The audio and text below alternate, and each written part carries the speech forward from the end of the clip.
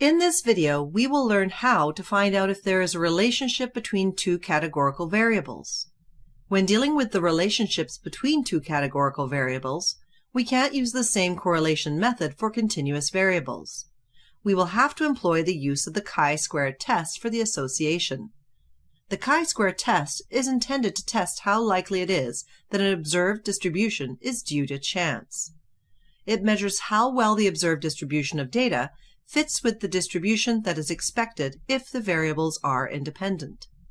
Before we go into an example, let's look through some important points. The chi-square tests a null hypothesis that the variables are independent. The test compares the observed data to the values that the model expects if the data was distributed in different categories by chance. Anytime the observed data doesn't fit within the model of the expected values, the probability that the variables are dependent becomes stronger, thus proving the null hypothesis incorrect. The chi-square does not tell you the type of relationship that exists between both variables, but only that a relationship exists. We will use the CARS dataset. Assuming we want to test the relationship between fuel type and aspiration, these are categorical variables. It is either the fuel type of the car, gas or diesel, and the aspiration is that either the car is standard or turbo. To do this, we will find the observed counts of cars in each category. This can be done by creating a crosstab using the pandas library.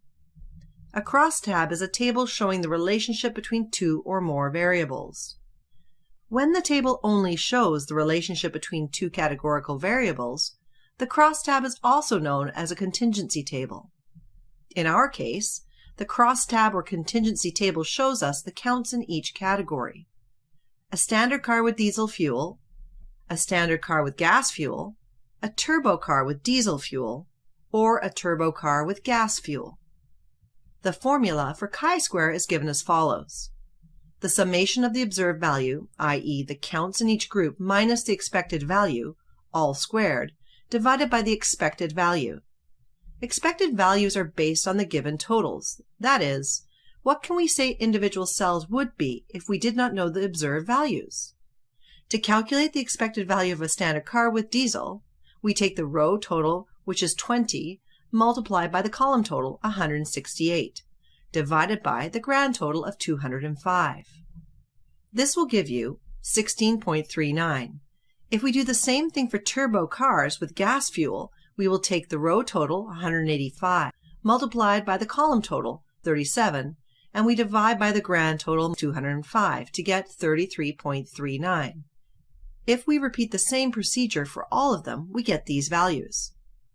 If we took the row totals, column totals, and grand total, we will get the same values as the totals as the observed values. Now going back to this formula, if we took a summation of all the observed minus the expected values, all squared, and divided by the expected value, we will get a chi-square value of 29.6. On the chi-square table, we check on the degree of freedom equals one row and find the value closest to 29.6. Here we can see that 29.6 will fall in a p-value less than 0.05. Therefore, we can say the p-value is less than 0.05. Since the p-value is less than 0.05, we reject the null hypothesis that the two variables are independent, and therefore we conclude that there is an association between fuel type and aspiration. To do this in Python, we will use the chi-square contingency function in the scipy.statistics package. The function will print out the chi-square test value 29.6. The second value is the p-value, which is very close to 0 and a degree of freedom of 1.